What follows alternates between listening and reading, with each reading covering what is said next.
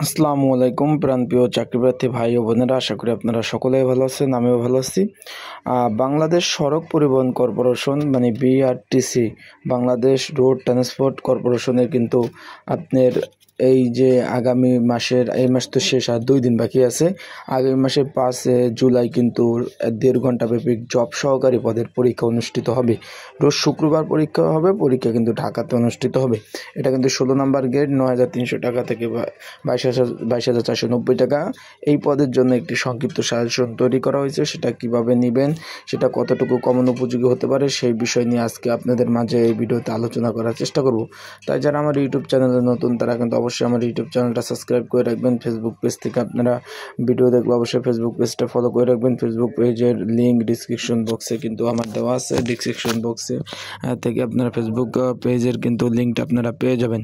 এখন আপনারা কিন্তু অবগত আছেন যে আগামী 5 তারিখ কিন্তু পরীক্ষা হতে যাচ্ছে জব সহকারী পদের। এটা কিন্তু এই জব সহকারী পদের কাজ কি? এটা হলো ওই যে জব সহকারীর কাজ হলো মূলত অফিসিয়াল যে দাপ্তরিক যে কাজগুলো করে থাকে, যেমন দাপ্তরিক যে কাজগুলো করে থাকে এই সবে কাজগুলো করতে হবে, তার অন্য কোনো কাজ করার প্রয়োজন নাই। অফিসিয়াল পদ, অফিসিয়াল পোস্টিং হবে, অফিসিয়াল সর্বোপরি কাজ।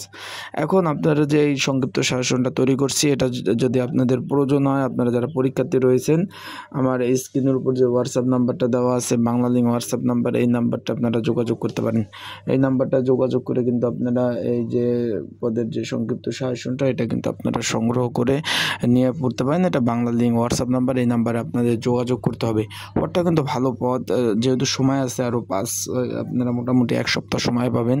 তাই যারা পরীক্ষার্থী রয়েছেন তারা আর দেরি না করে, আপনারা আর দেরি না করে অবশ্যই সাজেশনটা নিয়ে আপনারা পড়তে পারেন।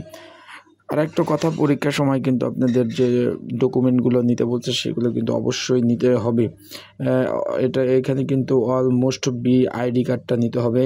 আইডি কার্ডটা কিন্তু পরীক্ষার সময়, ভোটার আইডি কার্ডটা কিন্তু আপনাদের নিতে হবে, সেটা কিন্তু বলে দিয়েছে। তারপরে অ্যাডমিট কার্ড ছাড়া তো প্রবেশ করতে পারবেনই না।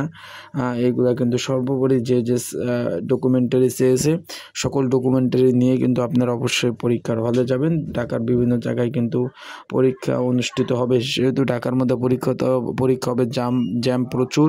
আপনারা পরীক্ষার কেন্দ্রে একটু তাড়াতাড়ি বের হওয়ার চেষ্টা করবেন।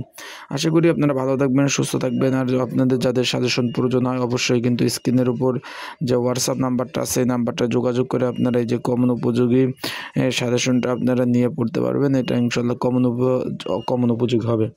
তো আজকের ভিডিওটা এই পর্যন্ত। ভালো থাকুন, সুস্থ থাকুন। এখন যদি আমার ইউটিউব চ্যানেলটা সাবস্ক্রাইব করে না রাখেন, অবশ্যই আমার ইউটিউব চ্যানেলটা আপনারা সাবস্ক্রাইব করে রাখেন।